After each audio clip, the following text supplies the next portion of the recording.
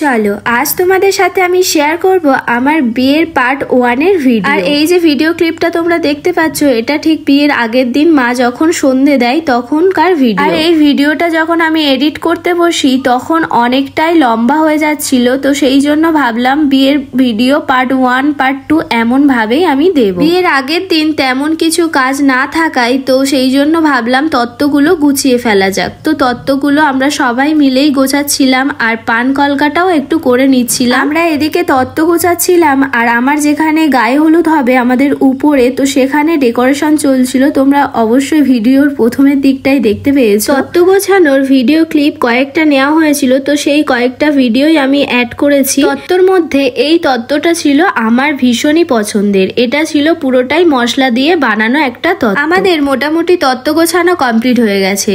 তো হলুদের ডেকোরেশনটা আমি অনেক রাত্রিবেলায় গিয়ে দেখেছিলাম যে কেমন হয়েছে। আর পরের দিন সকালবেলায় উঠেই আমি নিজে মেকআপটা আগে কমপ্লিট করি। আর সঙ্গীতাকে আমি আগে থেকেই বলেছিলাম আমাকে যেন শাড়ি ড্র্যাপিং আর হেয়ারটা করে দেয়।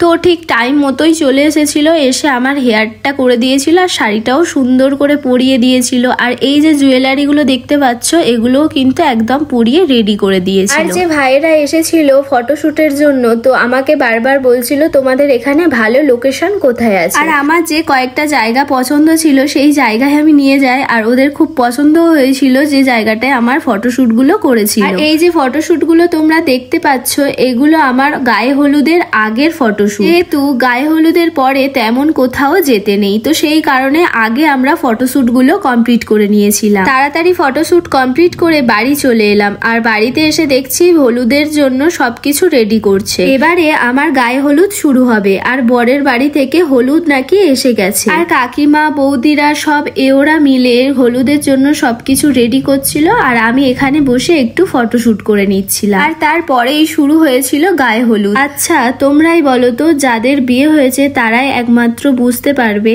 যে এই বিয়ের দিনটা মেয়েদের জীবনে যতটাই স্পেশাল তার থেকে ভিতরের কতটা কষ্ট সেটা বাইরে কাউকে প্রকাশ করা যায় না। একটা বাড়িতে এত বছর থেকে এত স্মৃতি এত সবাইয়ের ভালোবাসা ফেলে রেখে চলে যেতে হয় অন্য জনের বাড়িতে সারা জীবনের মতো।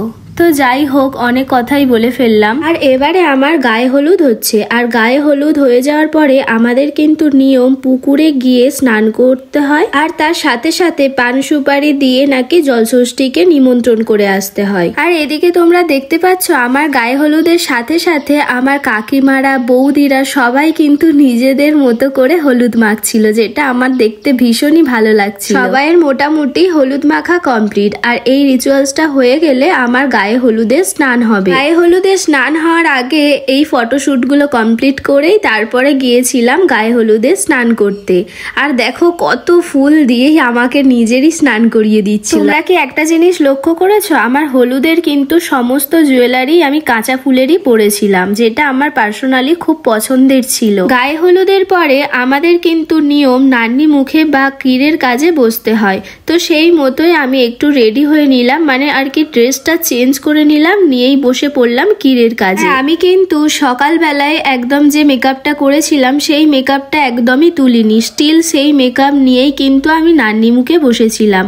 আর নান্নি মুখ হয়ে যাওয়ার পরে আমার কিন্তু আশীর্বাদ হবে, তো সেই জন্যই আমি বসে পড়লাম আশীর্বাদের জন্য। সকাল থেকে মোটামুটি আমি বেশ আনন্দেই ছিলাম, কিন্তু বাবা যখন আশীর্বাদ করতে আসে খুব কাঁদছিল আর তার সাথে সাথে মাও খুব কাঁদছিল। মেয়েদের হয়তো এটাই জীবন। যাই হোক, মায়ের আশীর্বাদের পরে মাসিমণি আমাকে আশীর্বাদ করেছিল আর তারপর সবাই আশীর্বাদ করেছিল আমাকে। তেমন ভাবে ভিডিও কোনো ক্লিপ নেওয়া ছিল না আশীর্বাদে, যেটুকুনি ছিল আমি অ্যাড করেছি। আর এই ছিল আমার বড় জেঠু যিনি আমাকে বিয়ে দিয়েছে।